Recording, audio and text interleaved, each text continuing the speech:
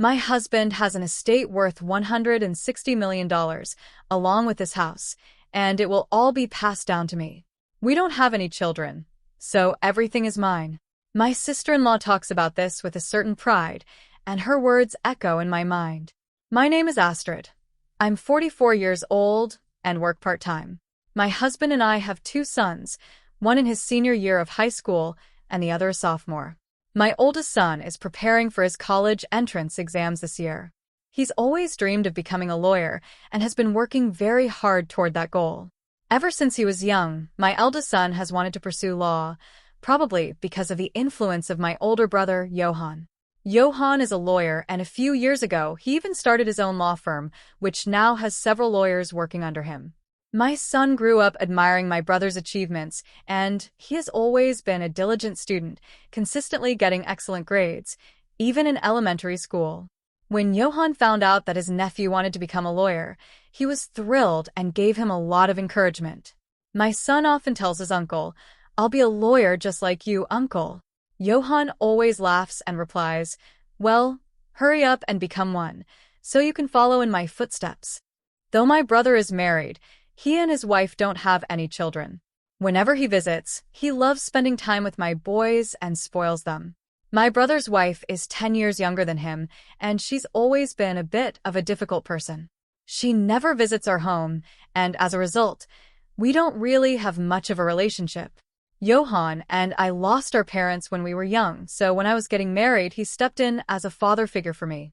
Shortly after I got married, Johan decided to marry a younger woman.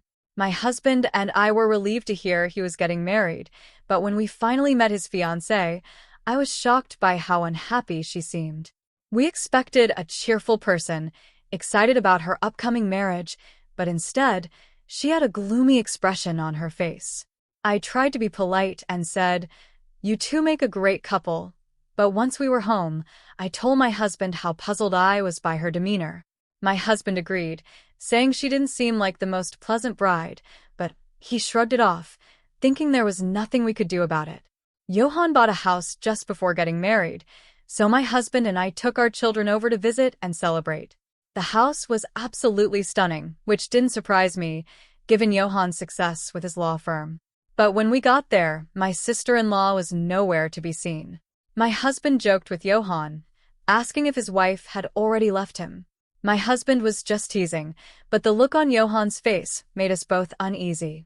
Johan explained that whenever something comes up, his wife goes back to her parents' house. That day, she was staying over because it was her mother's birthday.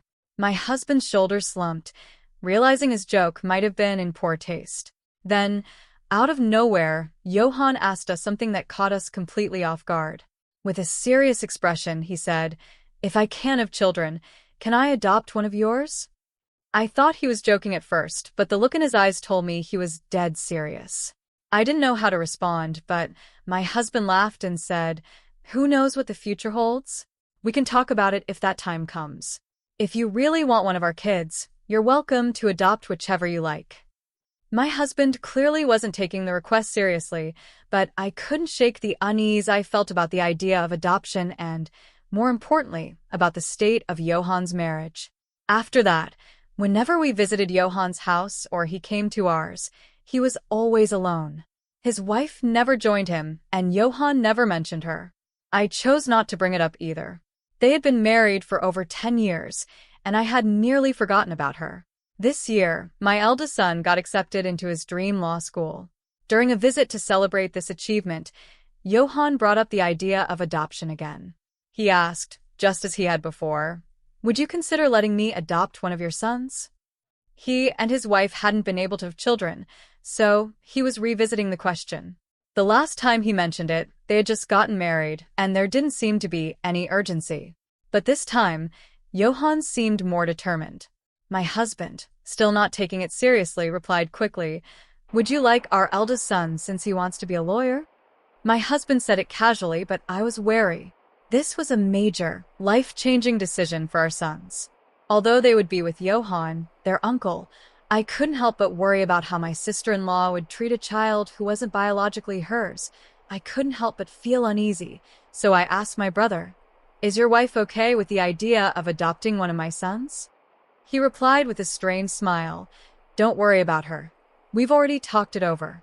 While it was somewhat reassuring to know they had discussed it, I still couldn't make a decision right away. I decided it would be best to talk it over with my two sons first. They were old enough to have a say in such a major decision, so I wanted to make sure they were comfortable with whatever choice we made. We didn't go any further with the conversation that day, but just a few days later, I received an urgent call from my brother's law firm. They told me that he had collapsed. I rushed to the hospital, where I found some of the staff from his law firm waiting, looking extremely worried. They explained that my brother had suffered a stroke while at work and had lost consciousness.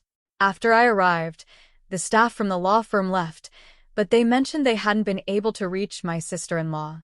I tried calling their landline, but there was no answer, and I didn't have her cell phone number. My husband and our younger son arrived at the hospital later, but despite our efforts, we still couldn't get in touch with my sister-in-law. Eventually, my younger son found my brother's smartphone among his belongings. We unlocked it and managed to find her number. When I called using his phone, she answered with a sharp tone. I told you not to call me again. I'll sue you. She was yelling so angrily that I could barely get a word in. Finally, I managed to say, It's Astrid, Johann's sister. My brother collapsed and was brought to the hospital. Her tone instantly changed when she realized it was me. Oh, I'm so sorry. I thought it was Johann. Did you say he collapsed? I explained his condition and told her which hospital he was in, but her response shocked me. She said, I can't come to the hospital right now. I have things to do. But please let me know if anything changes. And then she hung up. I was left wondering what could possibly be more important than her husband lying unconscious in the hospital. It became clear that my sister-in-law wasn't going to be of any help, so we decided to take care of my brother ourselves. My eldest son had just finished his university entrance exams, so he had some free time and offered to visit my brother every day on my behalf.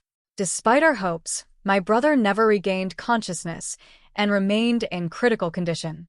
Throughout this time, my sister-in-law never called or visited the hospital, not even once.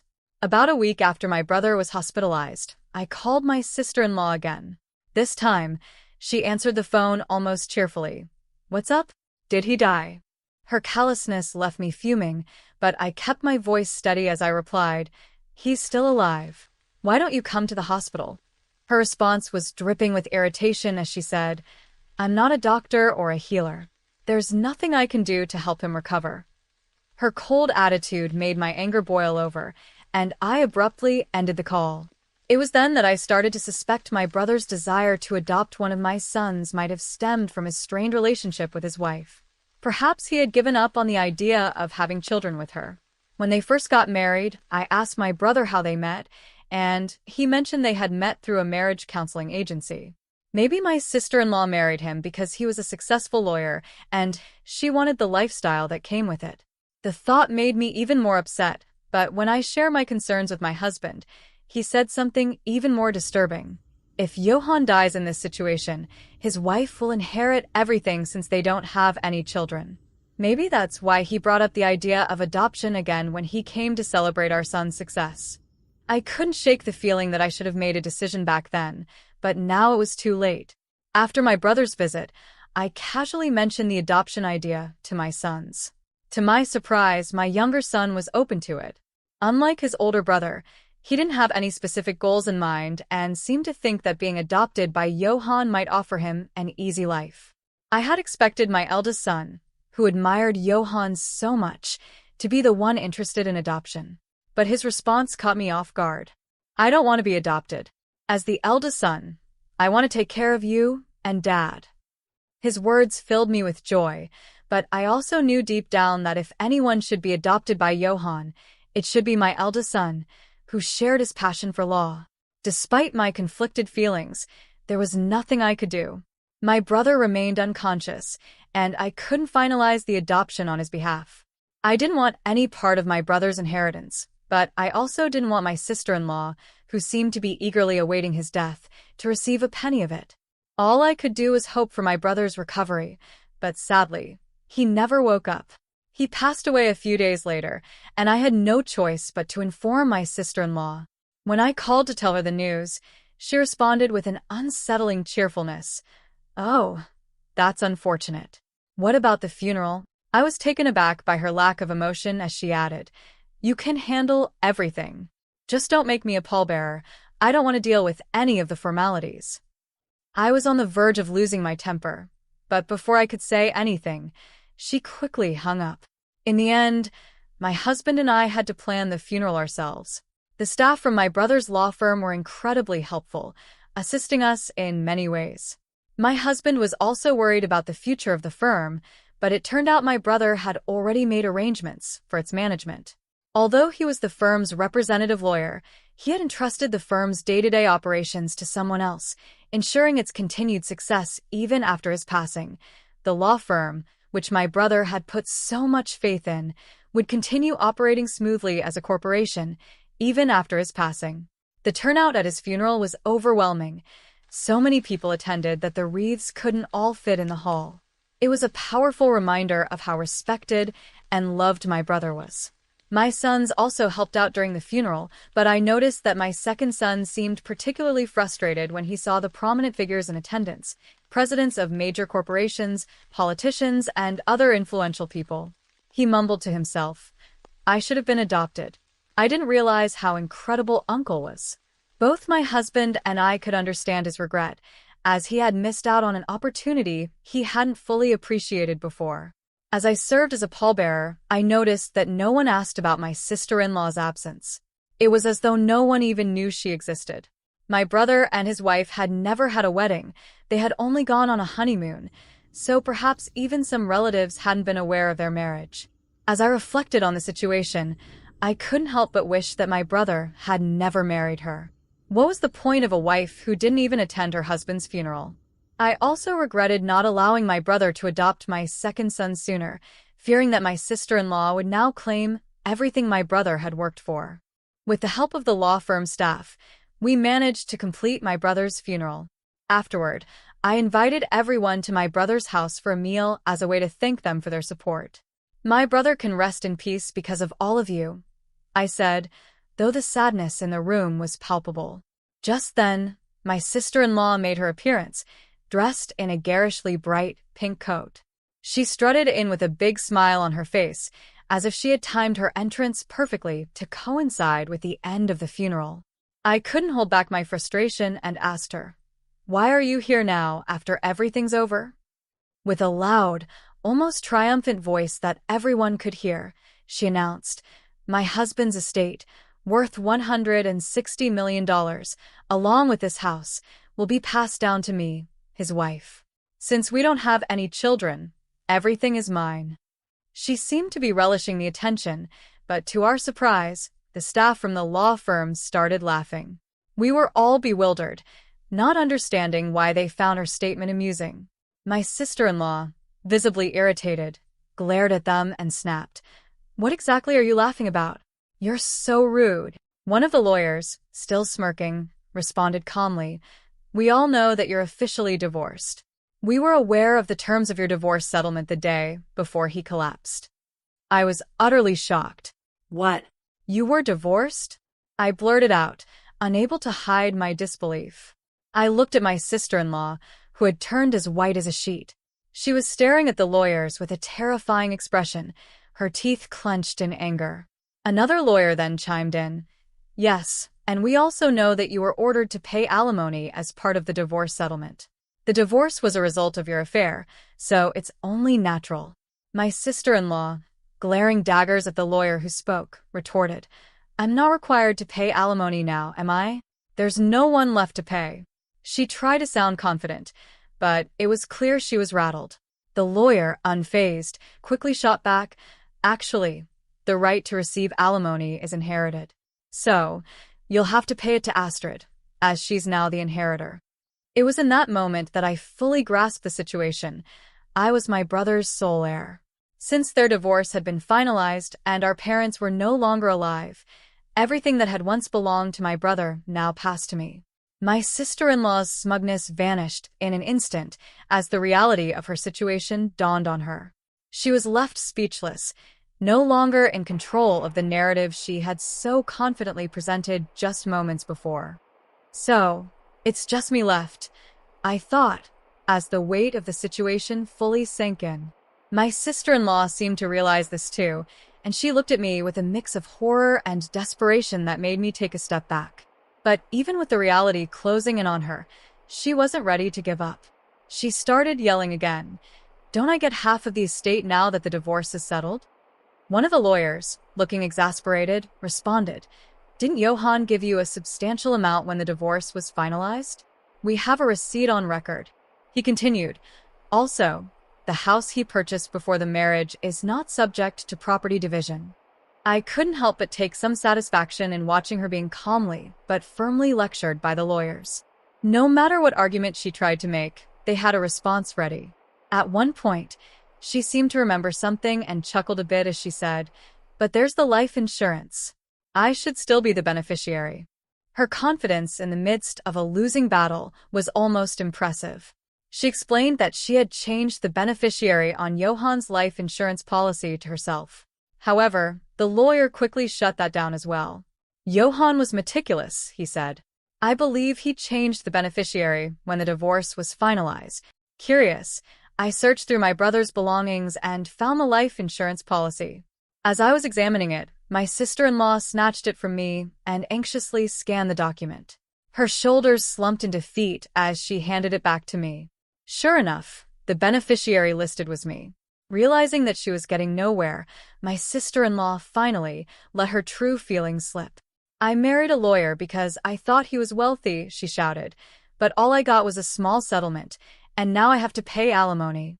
This was a huge mistake. With a grim expression, one of the lawyers responded. Johann felt the same way. He said he regretted ever going to that marriage counselor and considered it the biggest mistake of his life. My brother had never confided such thoughts to me, but it was clear he had been honest with his colleagues. With nothing left to say, my sister-in-law stormed out of my brother's house, leaving behind whatever dignity she might have had. In the days that followed, she was obligated to pay alimony in installments, but without a job, she was unable to do so. Desperate, she started looking for work, but her lack of experience and serious work ethic led her to quit every job almost immediately. She eventually re-registered with a marriage counseling agency in search of another wealthy man, hoping to make quick money by any means necessary. Her scheming didn't go unnoticed. She found a wealthy man and managed to swindle him out of some money, claiming she needed it for their marriage. However, the man quickly caught on to her deceit and reported her to the police. She was arrested for marriage fraud, and the lawyer from my brother's firm informed me of her fate. "To be honest, no alimony was ever paid to you," the lawyer admitted when I went to discuss the situation. He added, "Now that she's been apprehended, it's unlikely that you'll see any alimony payments in the foreseeable future." Alimony wasn't something I was particularly interested in anyway. What mattered more to me was seeing her face the consequences of her actions. I believed my brother would have wanted the same. I urged the police to investigate her thoroughly and to charge her with any other crimes they could uncover, so she would face the full weight of the law. After unexpectedly inheriting my brother's estate, my family moved into the house he had left behind. My husband and sons were thrilled to finally live in such a large, beautiful home after years of living in a cramped apartment. My eldest son threw himself into his law studies with even more determination, inspired by the events he had witnessed and the arguments between the lawyers and my sister-in-law. He admired the way they handled the situation and longed to become a great lawyer like his uncle, even though he was never formally adopted. As for my second son, he was the only one who seemed a bit disappointed. To be honest, he confessed with a half-joking smile, "I wish Uncle had adopted me so I could have inherited everything."